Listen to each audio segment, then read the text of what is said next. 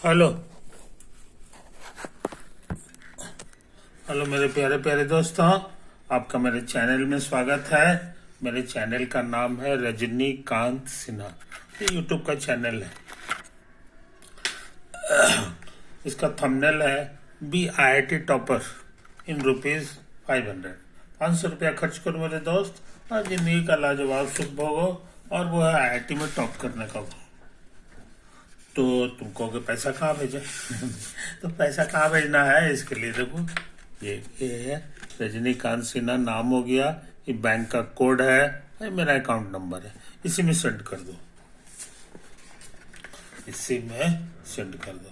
अभी का lecture number क्या है सो समझ लो, 299 M+P+C है ना।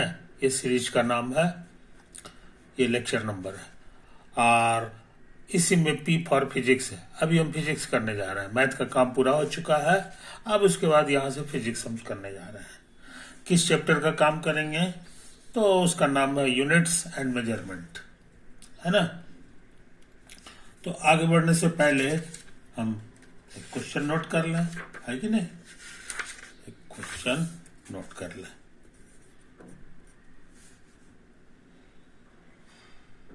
पैसेज है, पैसेज वाला क्वेश्चन भी पूछता है। तो पैसेज हम पहले लिख लें, इन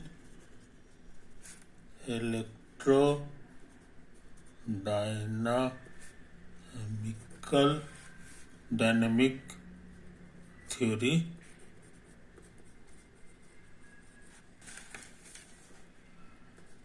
the electric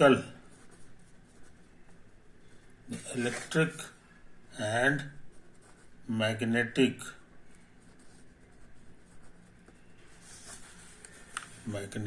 phenomena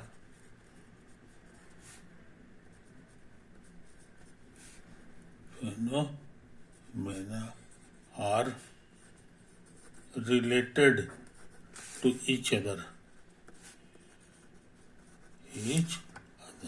है ना। हिंदी भी समझाते चले। इलेक्ट्रोडायनेमिक्स का जो पढ़ाई है, इलेक्ट्रिक की थ्योरी, उसमें दो चीजें होती हैं। एक इलेक्ट्रिकल फेनोमेना होता है, और एक जो है जिसमें करंट वरेंट जाना, और दूसरा होता है मैग्नेटिक फेनोमेना, है कि नहीं। मैग्नेट जैसा व्यवहार करेगा और लोहा को खींच लेगा, है ना। यही सब चीजें होती हैं। तो ये आपस में दोनों रिलेटेड है, एक दूसरे से मिला हुआ रहता है कि नहीं। therefore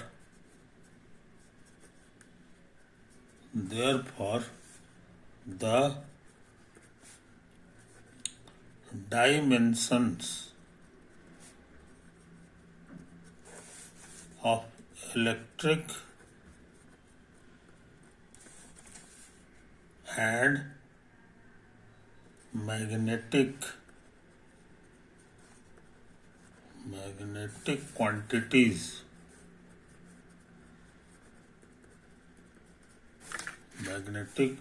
quantities must be related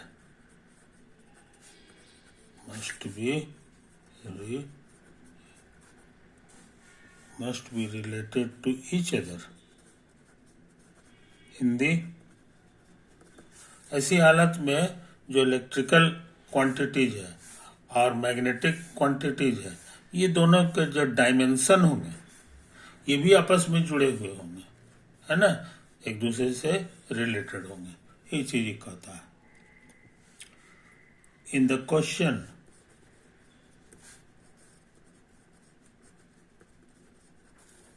में, in the questions below,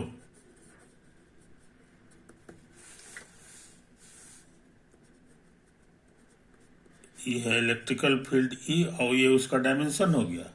and B है मैग्नेटिक फील्ड, और ये उसका डायमेंशन का सिंबल है। स्टैंड फॉर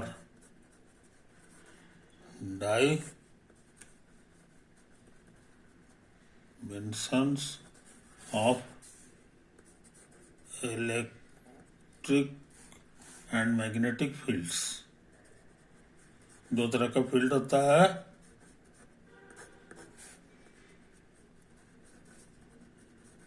मैग्नेटिक फील्ड्स, समझे। ये ई हो गया इलेक्ट्रिकल के लिए, अब बी होता है मैग्नेटिक फील्ड के लिए।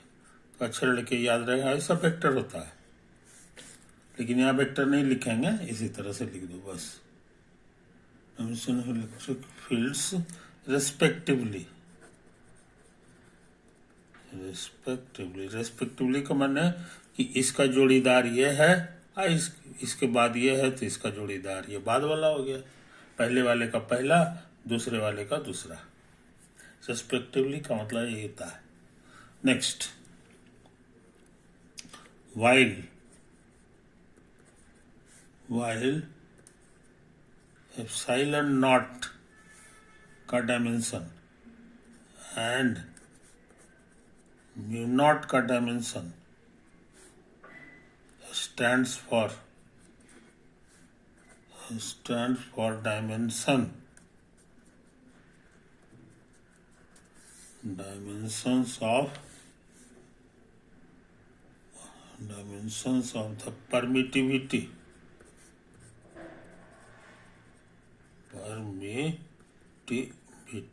समझे, and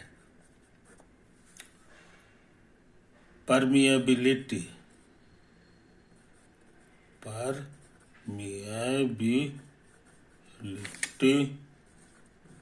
of the free space,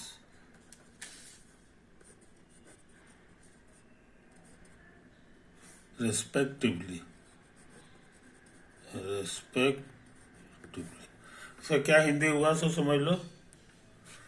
तुमको याद है ये वाला सिंबल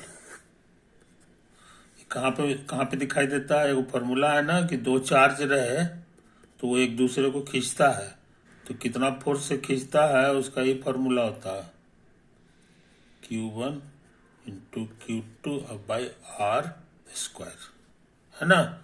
बहुत से लोग RQ भी लिखते हैं, RQ भी लिखते हैं, ये R वेक्टर लगा देते हैं। ये तो है कहानी। इसको कूलम्स लॉ कहा जाता है, कूलम्स लॉ, समझे कि नहीं। यही वाला ये एप्सिलॉन नॉट है ये वाला। इसका दूसरा नाम है permittivity of space, free space, माने स्पेस में कोई चीज नहीं है, लकड़ी उकड़ी कूड है ना, लोहा लक्कड़ कुछ नहीं है, फ्री स्पेस है, उसका परमिटिविटी का मतलब का सिंबल यही होता है। अब वो यहाँ से आया है, याद रहे इसको बहुत से लोग ऐसे लिखते हैं Q1 गुना E,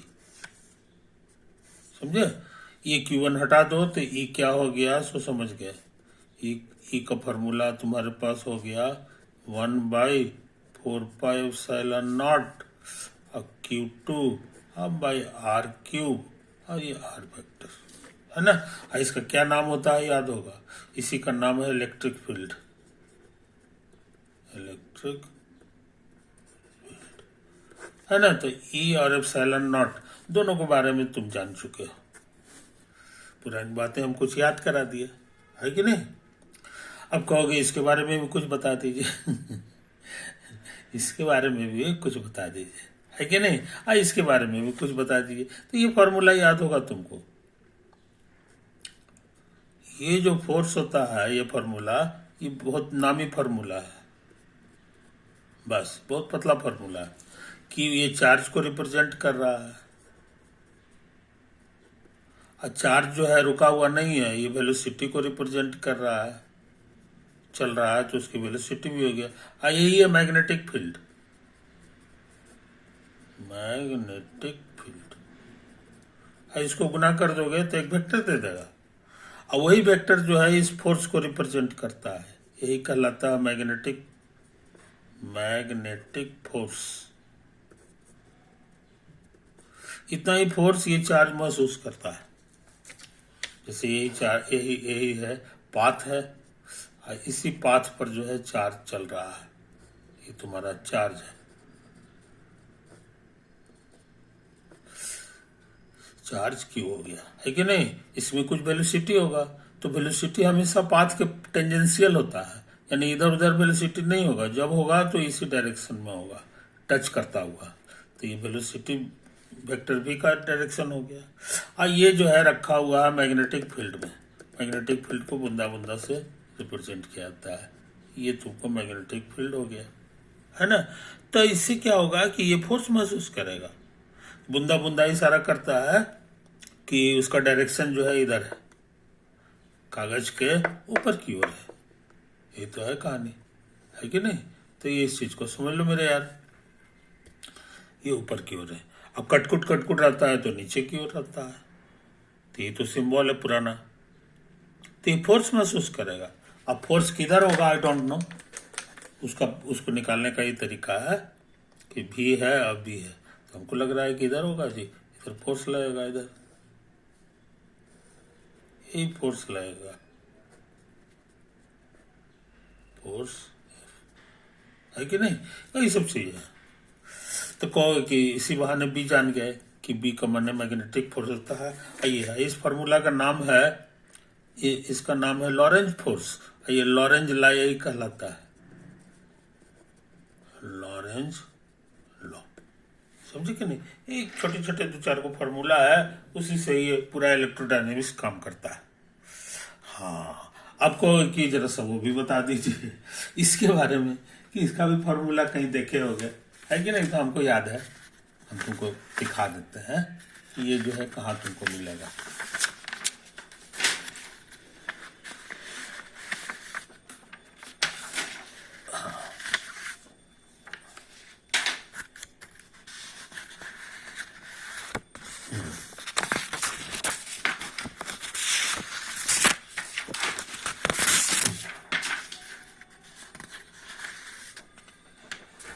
ये देखो, तुमको याद है, मान लो कि यही तुम्हारा जो है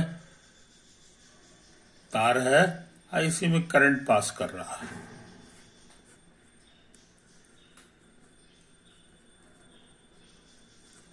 करंट पास कर रहा है, करंट का नाम कुछ दे दो, आई दे दो, है कि नहीं। हाँ, यहीं पे थोड़ा सा टुकड़ा ले लो इसका, पूरा करंट मत लो, बस इतना सा, समझे। यही तो है। तो इसको हम लोग कहेंगे, करंट को कैपिटल आई नहीं स्मॉल आई नाम दे दो, तो आई डी एल हो गया, आई डी एल होगा। तो इसके कारण क्या होता है कि आसपास में मैग्नेटिक फील्ड पैदा हो जाता है, लोहा लग कड़क हो गया, सबको खींच लेगा। तो करंट भी जो है मैग्नेट की तरह व्यवहार करता है कि नहीं, तो खींचेगा। तो इसी हालत में ये कितना फोर्स लगाता है ये समझ लो। तो हमको जहां तक याद है ये होता था mu nought by 4 pi I d l cross r by r cube. इसको इंटीग्रेट करना पड़ता था पूरे तार के लिए, यहां से लेके यहां तक के लिए। तो पूरे तार का असर दिखाई देगा। तो ये ए टू बी के लिए, है कि नहीं। यही फोर्स को बताता है, इतना ही मैं फोर्स महसूस करता है। ये वेक्टर है, ये भी वेक्टर हो गया, यही हो गया। ये इसी का नाम है मैग्नेटिक फोर्स, मैग्नेटिक फोर्स। नहीं, इसको बी कह दो, बी मान magnetic field, magnetic field created by current, created by current. तो करंट के कारण आसपास में मैग्नेट फील्ड पैदा हो जाता है। तो कितना होता है, ये होता है। तो ये फॉर्मूला जिस आदमी ने खोजा था वो दो आदमी है, एक को कहा था बायो और दूसरे का नाम है सावर्ट।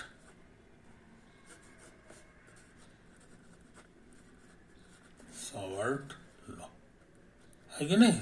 ये चीज समझ लो। तो बी कैसे निकलता है, तो इसी फॉर्मूला से निकल जाता है कि नहीं। ई कैसे निकलता है जानते हो, इसी फॉर्मूला में ये म्यू नॉट है, यही म्यू नॉट यहाँ पे। तो अभी तक जो है हम क्वेश्चन जो है उतारना भूल गए थे। क्वेश्चन हमारा यहाँ तक उतारे हैं और उसके बाद जो है छूट गया है। तो ऐसा करते हैं, यहाँ तक किए हैं, उसके आगे जो है अगला पेज में लिख रहे हैं, अब ब्लू कलर से लिख रहे हैं। ये क्वेश्चन का ही पार्ट है, इसमें लिखा हुआ है, हाँ, आईसी यूनिट का नाम है परमिएबिलिटी। इसका नाम मिलता जुलता हुआ है, इसको कहते हैं परमिटिविटी, और इसी का नाम है permeability of the space, free space. इसी का नाम है परमिएबिलिटी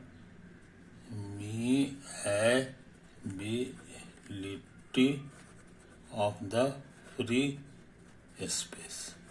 सब पुराना नाम है, ये हम लोग याद रखते हैं। खैर हमको ये सबसे उतना मतलब नहीं है, हमको डायमेंशन से मतलब है।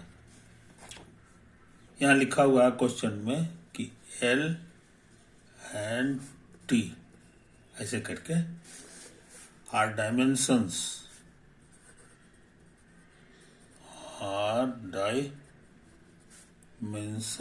Of length. ये तो तुम जानते हो, L फॉर लेंथ हो जाता है, and time, T for time हो गया, है कि नहीं। आइए भी रेस्पेक्ट all the quantities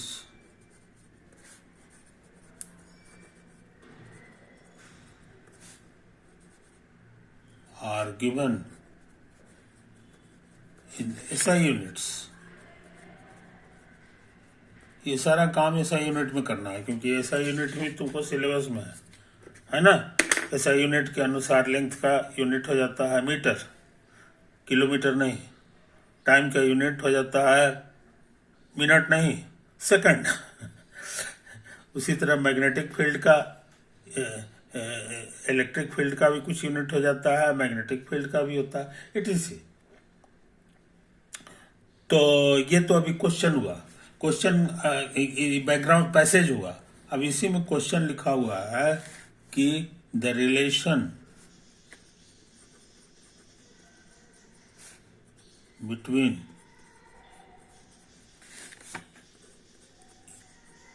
इसका डायमेंशन और मैग्नेटिक फील्ड का डायमेंशन इज, ऑप्शंस दिया हुआ है, E बराबर B गुना L गुना T। B नाम का ऑप्शन है ये बराबर B गुना L इनवर्स और उसके बाद T। और C के बारे में है कि E बराबर B गुना L और गुना T का इनवर्स। और D के बारे में है E बराबर B गुना L का इनवर्स और T का इनवर्स। एक क्वेश्चन और है मगर वो अभी छोड़ दे रहे हैं, पहले इसको बनाने की कोशिश करें। इसमें से एक तो सही है, बाकी सब गलत है। कोशिश करते हैं, है कि नहीं। तो हम जरा सा गौर से देखें, जरा सा गौर से देखें। एक फॉर्मूला ये वाला, समझे कि नहीं, या ये वाला, ये चलेगा। तो उसके अनुसार ये जो फॉर्मूला है हमारा, चार्ज और गुना E बराबर F, है ना। ये होता है, ये फोर्स है, याद रहे, ये फोर्स है तुम्हारा। कोई दिक्कत जी। तो ये इशारा कर दिया जी कि E तुम्हारा हो जाएगा ये फोर्स और बटा चार्ज। अब फोर्स के न्यूटन्स लॉ कहता है कि मास गुना एक्सेलरेशन होता है, मास गुना एक्सेलरेशन। ये चार्ज हो गया, समझे, ये चीज है। और भी बात करना चाह रहे हैं, डायमेंशन की बात करना चाहोगे तो एक मास हो गया, है कि नहीं, ये m हो गया। एक्सेलरेशन होता है L/T², ये इसका डायमेंशन है। और चार्ज का हो गया 1/चार्ज। तो अच्छे लड़के जो है इस चीज को समझते हैं, डायमेंशन की बात कर रहा है सिर्फ, है कि नहीं। ये तुम्हारा ये हो गया। अच्छा, और अब रह गई बी। तो बी के बारे में तुमको फॉर्मूला सिखा चुके हैं, क्यू भी क्रॉस बी, यही फोर्स हो जाता है। क्या होता है? फोर्स। ये देखो, ये तुम्हारा लिखा हुआ है, देखो, ये बराबर क्यू भी क्रॉस बी, बहुत पतला फॉर्मूला है। इससे तुमको अंदाज लग गया होगा कि बी क्या होता है। बी का मतलब हो गया फोर्स अब बटा चार्ज और गुना वेलोसिटी। वेलोसिटी का होता है L/T। आई वो समझ में, यही चीज है कहानी। अब हम इसको चेक कर रहे हैं कि ये लिखना मेरा सही है कि नहीं। इसके बारे में तुमको सिखा दिए हैं, ये होता है फोर्स बटे चार्ज, फोर्स बटे चार्ज। बी के बारे में तुमको सिखा दिए हैं कि ये होता है फोर्स बटे चार्ज और गुना L/T। ये आपस में कटेगा, तो ये तुमको आना चाहिए 1 बराबर L का इनवर्स और T ऊपर चला जाएगा, समझे, ये होना चाहिए। और ये जो तुमको जो है, ये तो है कहानी, यही कहानी है। मगर यहाँ पर इस फोटो में, यहाँ देखो, यहाँ पर लिखा हुआ था L ऊपर में है और T भी ऊपर में है, तो आपस में नहीं कटेगा। आपस में इधर तो 1 आ गया और इधर कटेगा और T² आ गया, इसीलिए ये रॉन्ग है। इसको जरा सा देखो, इसको जरा, ये L इनवर्स है T, यानी T बटा L है, तो T बटा L रहेगा तब भी नहीं कटेगा, क्योंकि ये दोनों L नीचे हो गया, इसीलिए हमको लगता है भी गलत। और यहाँ लिखा हुआ है L बटा T, तो L बटा T रखेंगे तो नीचे T भी कटेगा, L भी कट जाएगा, इसलिए हो न हो यही सही है, यही सही है कि नहीं। तो इन बातों को समझ लो मेरे यार। ये दोनों नीचे है तो ये भी गड़बड़ सड़बड़, कटे नहीं पाए। तो कटने के लिए जरूरी है कि T जो है नीचे हो और L जो है ऊपर हो, तो कट जाएगा। तो वो हमको लगता है इसी में होगा, L ऊपर है T नीचे। तो ये खतरनाक सवाल हम कर चुके, खतरनाक सवाल कर चुके। तो इसी में एक और है क्वेश्चन, एक और क्वेश्चन है कि नहीं। वो क्या है सो समझ लो। मेरे दो क्वेश्चन इसमें डाला हुआ, क्योंकि लंबा है ना, पैसेज न है। दूसरा क्वेश्चन कहता है कि the relation between epsilon not and mu naught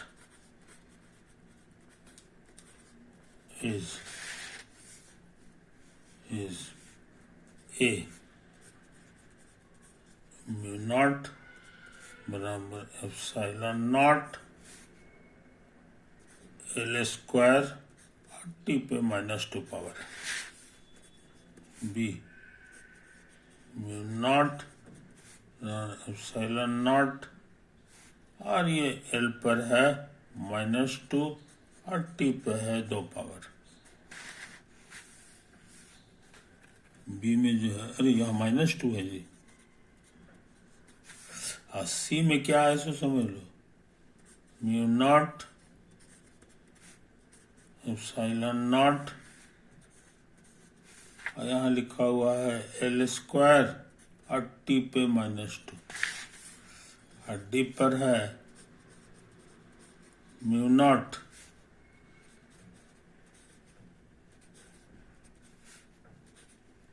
पर -2 और T पर 2। ये तो है। अब तुमको इसी में से टिक लगाना है, एक तो सही है बाकी सब गलत है। कौन सही है, इसको करने से पहले अच्छे लड़के ये फॉर्मूला को भूलते नहीं है। C बराबर अंडर रूट एप्सिलॉन नॉट गुना म्यू नॉट। ये देखने में बहुत छोटा है मगर ये बड़ा काम का फॉर्मूला है। ये कांस्टेंट है, ये भी कांस्टेंट है क्योंकि ये स्पेस से संबंधित है। स्पेस तो वही है, फ्री स्पेस। और ये क्या है, ये हर लड़के को पता होना चाहिए, बहुत इंपॉर्टेंट चीज है। स्पीड ऑफ लाइट जो 3 लाख किलोमीटर होता है, 3 लाख किलोमीटर पर सेकंड, 1 सेकंड में इतना दूर चलता है ये कांस्टेंट है इसलिए भी कांस्टेंट हो गया। दिस इज ए कांस्टेंट,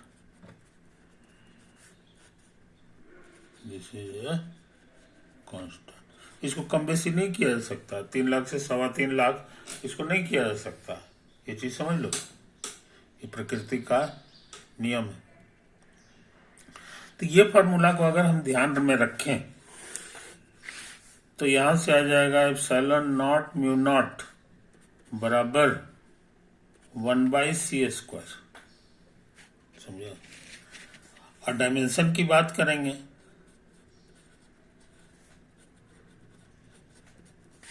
तो ये हो जाएगा, याद रहे ये वेलोसिटी है तो लेंथ बाय टाइम हो गया, तो ये लेंथ बाय टाइम ये इसका डायमेंशन हो गया। स्क्वायर लगाएंगे तो ये बन जाएगा ये ऊपर चला गया और ये नीचे आ गया। तो इसी बहाने हम लोग म्यू नॉट जान गए, नीचे आ जाएगा, है कि नहीं? कोई दिक्कत?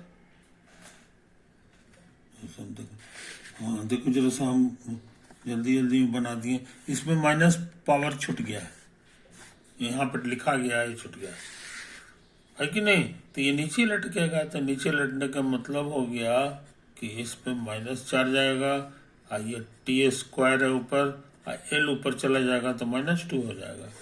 इसीलिए देखो तो मिला के e है t पर 2 पावर है, l पे -2 मिल गया, समझे? ये खतरनाक सवाल हम लोग कर लिए, डी भी बन गया। बस यही 2 क्वेश्चन था। तो पैसेज पर बेस्ड क्वेश्चन कैसा होता है इसी बहाने सीख गए। और ये IIT JEE एडवांस का आया हुआ क्वेश्चन है,